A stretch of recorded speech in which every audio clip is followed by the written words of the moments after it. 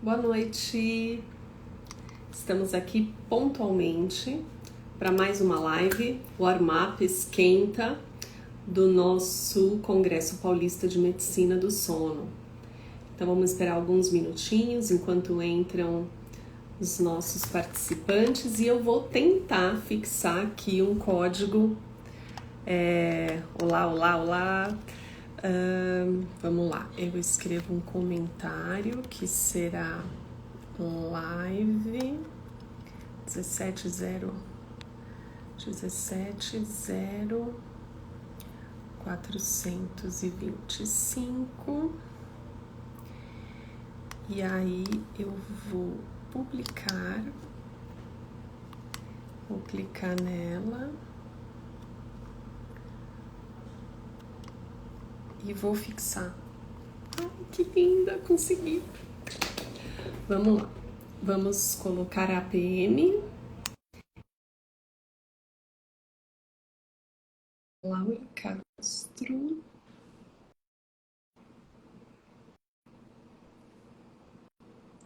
Se eu conseguir. A APM entrou. Aqui, vou encaminhar um convite para a doutora Laura Castro. Nossa, eu tô me sentindo o máximo nesse Instagram, fazendo tudo sozinha.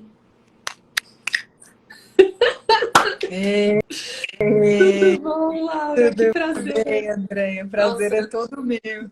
Tô me sentindo assim, a rainha do Instagram. Que Né? desesperada. Todas as lives que eu já fiz de Sleep Talk ou com algum convidado, eu nunca fiquei sozinha. Sempre tinha alguém comigo aqui no WhatsApp escondido, me falando passo a passo, ou alguém da comissão organizadora, o Alexandre, o George, que são ótimos, sempre assessorando. E aí agora, de repente, na hora que eu fui entrar, eu me lembrei que eu esqueci, não tinha a mínima ideia como fazia isso. Mandei aqui no grupo um socorro, não sei como entrar. Não, foi ótimo. Já está aí a live de hoje. É um Não, prazer estar aqui. ai, que delícia! É muito, muito bom te receber. E você que é uma referência em psicologia do sono, muito ligada com essa coisa toda da tecnologia, dos wearables. Então, vai ser ótimo essa conversa com você. A gente tem só meia hora. Então, vamos já começar falando aqui sobre wearables. Então, Tá. hoje, quando a gente pensa tecnologia e sono, a primeira coisa que vem na nossa cabeça são aqueles relógios, né? Sim. Os relógios que monitoram o sono e como que o... Exato. Sim. Eu sou old school. O que você acha disso? O que você acha de usar wearables vestíveis, ferramentas, instrumentos que monitoram o teu sono? Essa é uma pergunta tão atual e tão complexa de ser respondida, assim, Andréia, eu acho, porque eu vejo reações tão diferentes na clínica, se eu for pensar clinicamente, assim, né? Acompanhando as pessoas que querem tratar o sono de um lado ou que querem ter uma vida mais saudável, perfis diferentes. Então eu vejo que tem reação, as pessoas têm reações diferentes. Para mim, pessoalmente, eu não sou uma pessoa assídua, assim, né? Então, eu acho interessante pela curiosidade do estudo que eu tenho, até porque meus pacientes usam, assim, então eu acabo usando. E eu venho aprendendo no meu dia a dia como aplicar para mim o uso disso. Outra coisa é o que eu acompanho e como eu vejo que para muitas pessoas é muito útil, me ajuda muito a fazer treino de percepção, que na terapia da insônia é tão importante, né? Mas para algumas pessoas atrapalha. Algumas pessoas vão ficando obsessivas com a história de controle do sono. Só que eu não sei o que vem antes. Eu não sei se é o wearable em si, né? A própria tecnologia que vai fazendo isso, ou só porque isso já está posto socialmente, e aí a tecnologia está lá à disposição e vai virando esse mecanismo de tentar ter um controle, né? Um sono perfeito, ideal, que não existe, né?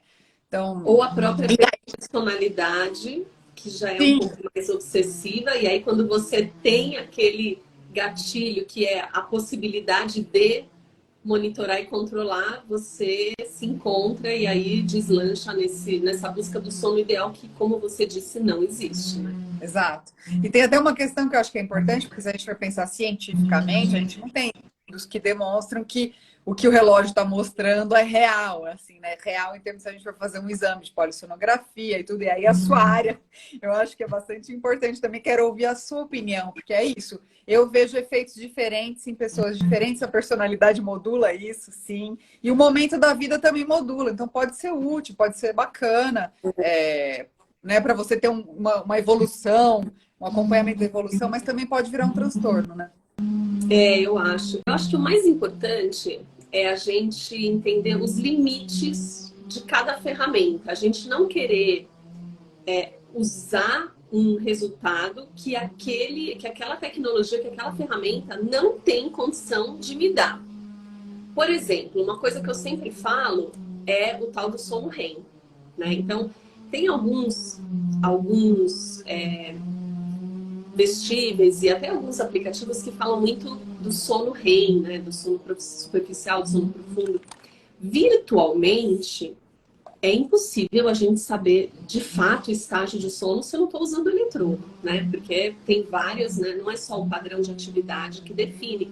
Ainda mais quando a gente fala em transtornos de sono, em alterações do sono, quer dizer, são pessoas que têm questões ao longo da noite e que simplesmente monitorar pelo padrão de atividade ou pela frequência respiratória, muitas vezes não é suficiente para a gente saber que fase do sono.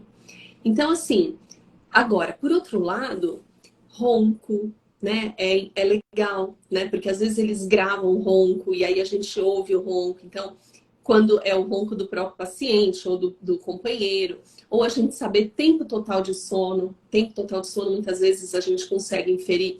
Então, acho que o mais importante é a gente entender o que de fato aquela tecnologia consegue me trazer de informação confiável, né? Algumas ferramentas, eles vêm sendo validados, por exemplo, com polissono, com actigrafia, e eles têm uma correlação muito, muito importante. Mas a gente que trabalha na área da saúde, a gente precisa se basear naquilo que foi publicado, né? A gente precisa se basear em trabalho, né? Eu estava conversando esse final de semana, num evento que teve uma aula de cannabis, assim, a pessoa que estava dando a aula falou muito empolgadamente que ele tem a expectativa de que venha se comprovar que o uso do cannabis em algumas outras condições que não epilepsia, que é o uso on-label, vai acontecer e aí vai poder ser prescrito. Então, essa questão da tecnologia, eu acho que vai chegar um momento que a tecnologia vai poder dar para a gente algumas respostas e a gente vai poder usar ela como ferramenta diagnóstica, mas ainda não é esse momento. Então, assim, saber o que eu consigo de informação daquele aplicativo ou daquele vestível, né? Diário de sono. Diário de sono é ótimo, né? Então tem muita coisa que a gente consegue aproveitar e aí eu acho que a principal coisa é essa. E outra coisa que eu também acho que falta um pouco é o seguinte, a gente educar as pessoas em sono, né? Porque muitas vezes a gente lê no aplicativo, eu tive 30% de sono profundo, ou eu tive 3 despertares noturnos, e as pessoas não sabem o que isso significa. É diferente de você fazer um monitoramento de pressão, falar, nossa, minha pressão tá 15/10. Todo mundo sabe que é hipertenso, que o normal é 12/8. Mas sono, de maneira geral, as pessoas não sabem qual é a referência de um sono adequado, né? Então, isso eu acho importante. Educar as pessoas para elas aprenderem a interpretar os dados que estão disponíveis por meio dessas ferramentas, né? E aí, essa coisa da busca do sono perfeito, a gente tem que lembrar que o sono, ele é um padrão, né? Então, um ou outro dia ruim não quer dizer sono ruim, né? Então, às vezes a gente busca o sono ideal cada dia e isso é um erro muito grande, porque a gente tem que ver o padrão de sono, né? Eu que gosto muito de actigrafia, você faz uma actigrafia de 3 semanas, você tem um dia típico, eu tiro da minha análise, porque eu quero ver o padrão, não me importa aquele único dia. Então, eu acho isso. Primeiro, a gente tem que pensar em padrão. Segundo, a gente tem que educar. Então, eu acho lindo quando a gente tem uma tecnologia, seja um vestível, seja um aplicativo, que ensina. que educa. E qual a tua opinião disso? Porque eu tô aqui falando demais e quem tem que falar mais é você. O que você acha da Não, gente eu estou educar as curiosa para pessoas? saber, porque você trabalha com actigrafia, que é o relógio que é validado cientificamente, vamos dizer assim, né? O monitor, que é a primeira, os algoritmos, e que aí agora vem disso, né? Os relógios smart vêm daí. Então, eu acho, honestamente, Andréia, assim, que a gente vive um tempo que é sócio-histórico, assim, se a gente for pensar em termos de sociedade mesmo, assim, né? Que essa coisa do sono ideal ela coincide um pouco com as pílulas da felicidade, com a busca de felicidade, né? Com a gente ter muito pouca tolerância para o sofrimento, assim, né? Humano, que é inerente né, à vida, é a gente sofrer com as coisas do dia a dia. Então a gente tem muito pouca tolerância para isso. Eu acho que o sono é um efeito daí também, né? Essa busca, né? A gente tem uma ciência que promete uma pílula da felicidade, né? E aí, então, eu fico atrás disso. Se meu sono, você tem que dormir. A gente fica publicando artigo o tempo todo. Se você dorme menos do que 6 horas, você pode ter Alzheimer, você tem uma chance maior de morrer por todas as causas, tem uma chance maior de desenvolver doença cardiovascular, metabólica e tudo mais. A gente está falando isso o tempo todo. Então, eu recebo as pessoas falando assim, mas eu estou dormindo menos do que 6 horas, eu vou morrer? Eu vou ter Alzheimer? Né? Então, as pessoas estão preocupadas genuinamente com uma informação que está disponível.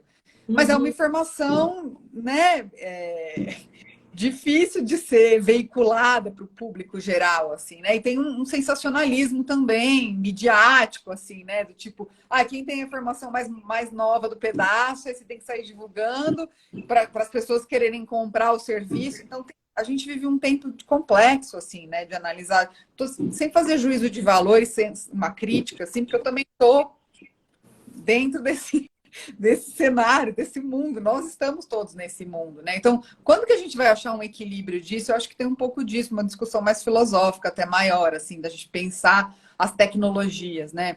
E aí vem assim, eu estou no mercado, no mundo das startups, e a gente está vendo uma mudança grande no mundo das startups, e a gente está vendo empresas que estão falindo, então, a gente está aprendendo. Até eu estava discutindo isso com a doutora Dalva, né? Tipo, é uma falha. Ela falou assim: a gente tem que descobrir o que está falhando. Eu falei, mas é uma falha porque são novas tecnologias que estão surgindo, são inovações que estão sendo disponibilizadas para o mercado e o mercado está aprendendo. A gente está aprendendo porque as pessoas querem e que não querem. E mesmo o relógio, eu vejo que tem pessoas que usam, ficam lá e daqui a pouco descobre que não está servindo para muita coisa. Então, eu acho que varia muito, assim, é muito da singularidade, né? Que está no nosso E o que tópico. que você acha? E o que que você acha assim da tecnologia dos aplicativos vestíveis quando eles são para leigos e quando eles são para profissionais da saúde? O que que você acha? Você acha que o que que pode ser para todo mundo e o que que ainda precisa ficar um pouco mais resguardado?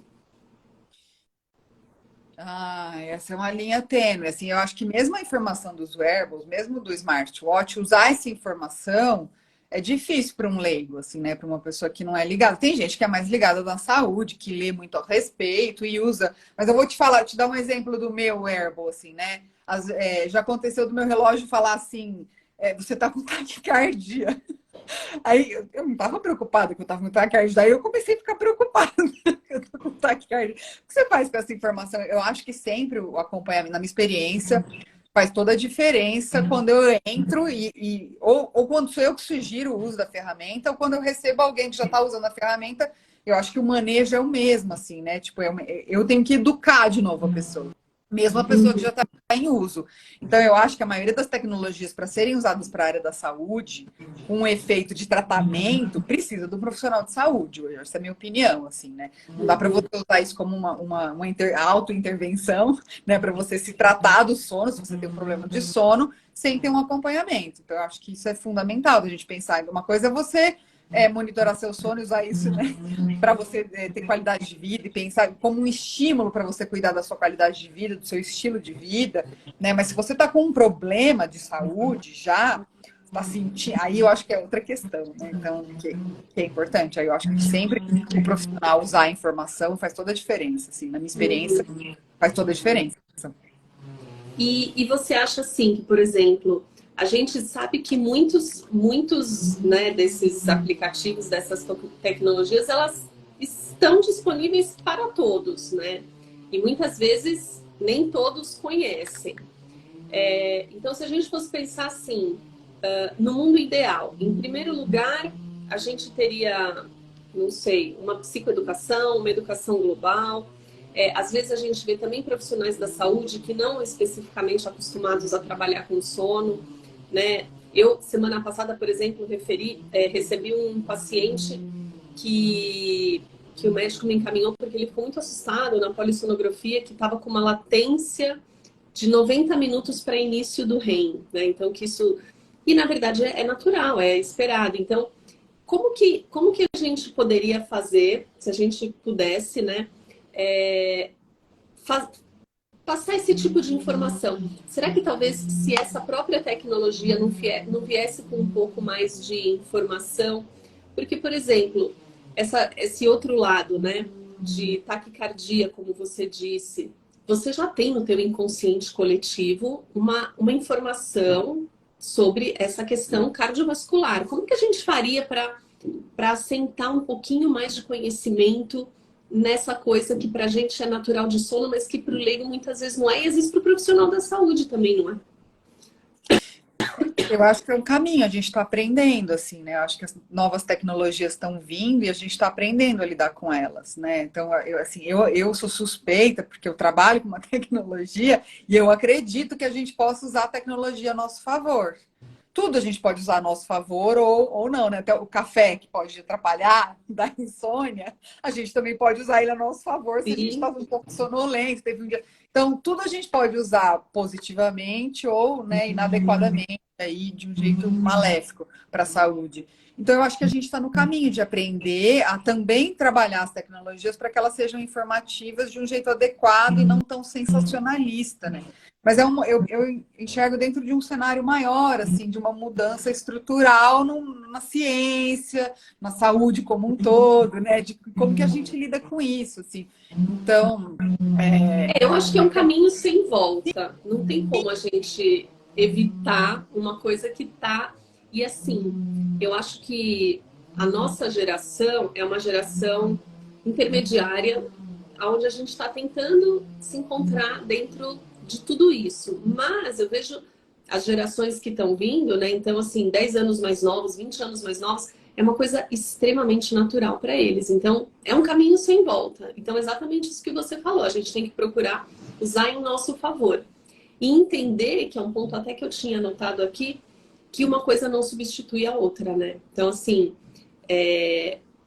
o aplicativo ou o wearable, ele não substitui o profissional da saúde quando a gente está falando principalmente em doença, né? Às vezes para um acompanhamento, para um monitoramento, para um segmento, mas a pessoa doente, uma coisa não substitui. A gente tem tecnologias voltadas para diagnóstico, para acompanhamento, para tratamento, né? Mas assim, sempre lembrar que o profissional do sono, ainda mais do sono, que é uma área relativamente nova dentro da medicina, então a gente tem muita. Eu sempre brinco, né? Eu falo assim, o mais legal da medicina do sono é a gente. Todos os nomes, né? A maioria dos nomes das pessoas super importantes são todos vivos. A gente conhece eles, né? Então, de tão recente que é a medicina do sono.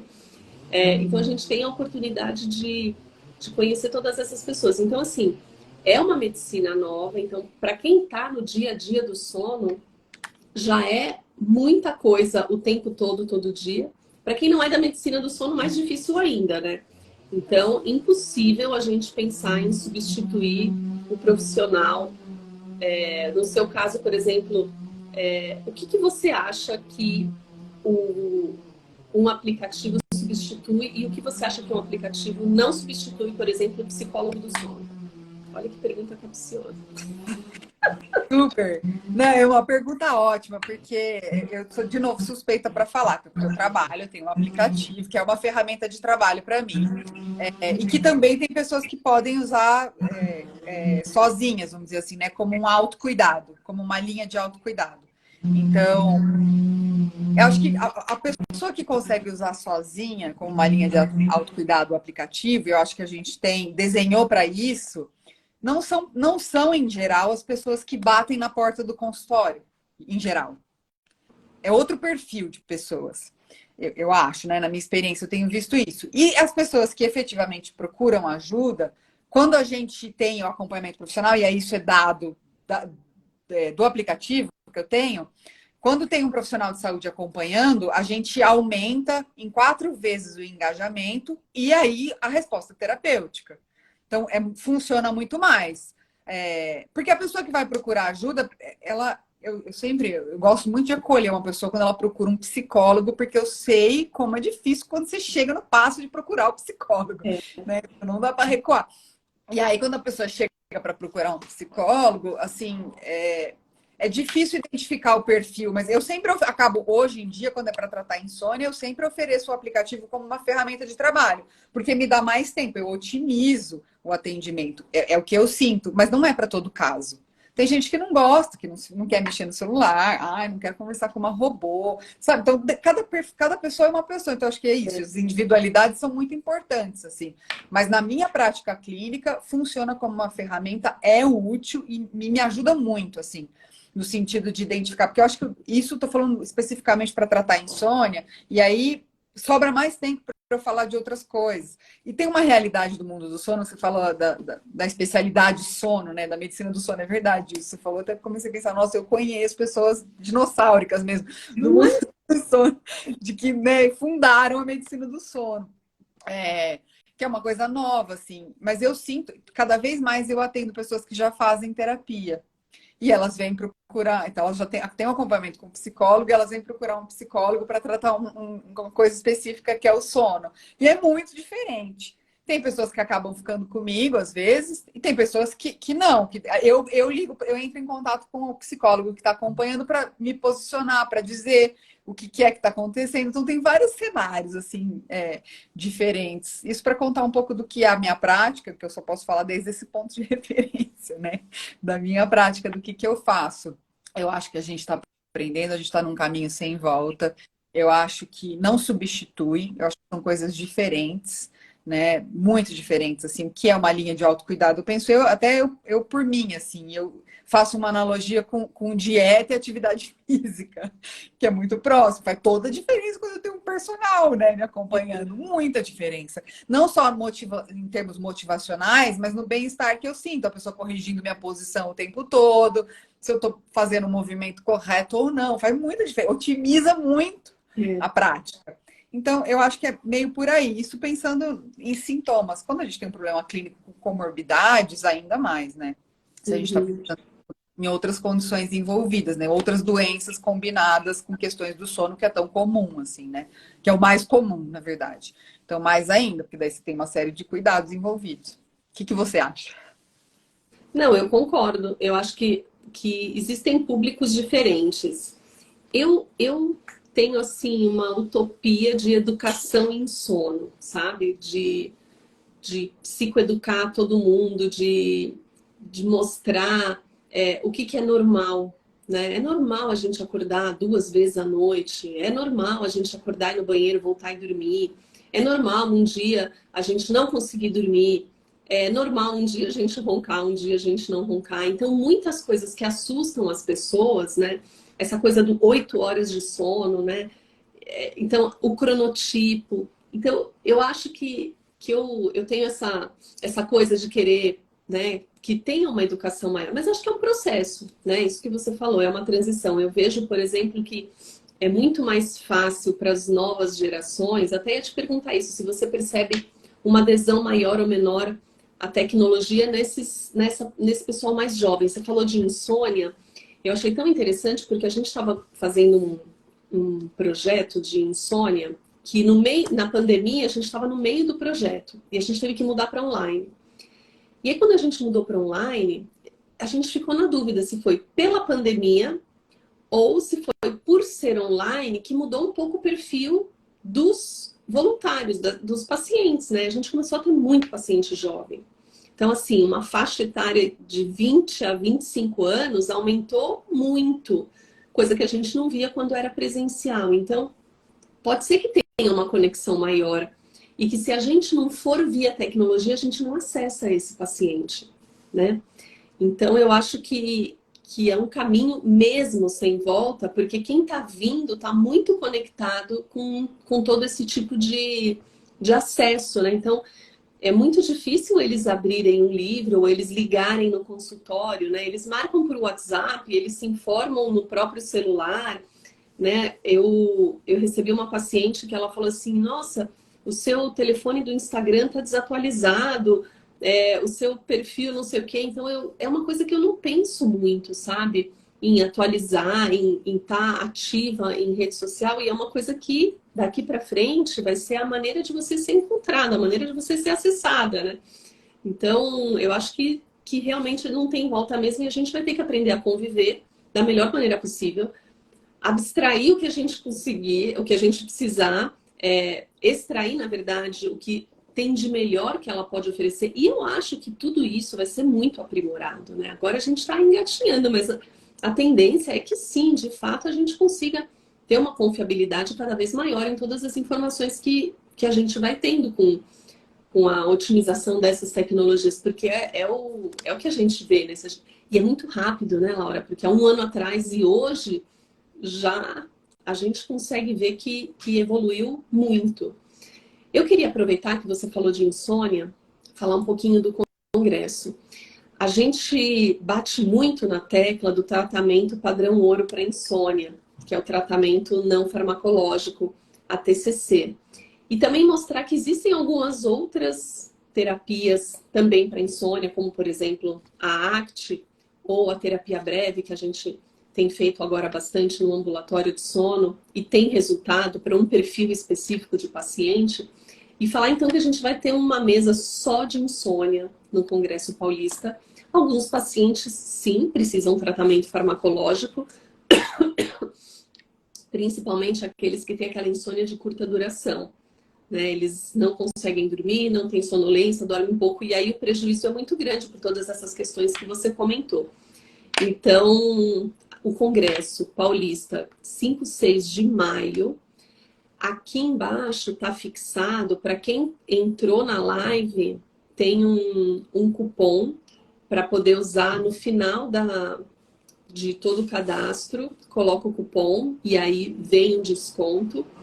Amanhã vai ter uma live incrível com a doutora Érica e o doutor Morgadinho também, muito legal, também nesse esquenta do Congresso Paulista.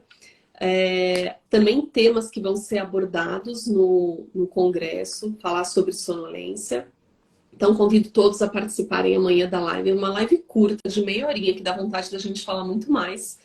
Só que é de propósito, é para todo mundo ir no Congresso e lá pergunta. O formato Arena é um formato muito legal. A gente está pagando um preço alto para fazer o formato Arena, porque poucos lugares têm a disposição Arena. Então, a gente acaba, muitas pessoas reclamando do lugar do Congresso, mas é porque a gente quer manter esse formato, que é um formato diferente, né? Mais propício para discussão, para aproximar. Então, é muito, muito legal, vale a pena. Convido todo mundo para participar do Congresso. Queria te agradecer mais uma vez, ó, já passou 1 minuto. Eu estou super empolgada com esse congresso, com o formato Arena. Estou preparando uma aula, tipo uma revisão mesmo, sobre isso que nós estamos no Esquenta aqui conversando, que eu acho que tem muito assunto, assim, né? Tem essa coisa mais filosófica, que eu acho que é para o público geral também que acessa, mas tem uma coisa mais da gente pensar cientificamente, as repercussões disso. Estou muito empolgada. Exato. Agradeço muito e feliz, assim, que a gente está fazendo isso. Ai, que bom. Então, mais uma vez eu te agradeço pela participação. Todo mundo vai poder perguntar diretamente ao vivo em cores para você todas as dúvidas lá no Congresso. Espero todo mundo no Congresso. Printa a tela, não esquece de colocar esse cupomzinho. A gente vai ver todo mundo que entrou na live vai ter esse desconto. Muito obrigada, Laura, mais uma vez. Obrigada, PM. E vou encerrando por aqui. É isso. Vamos ver agora se eu consigo terminar isso aqui. Vamos. Laura, Obrigada. obrigada. Prazer. Vai acompanhar. Um beijo. Obrigada. Tchau, tchau. Tchau.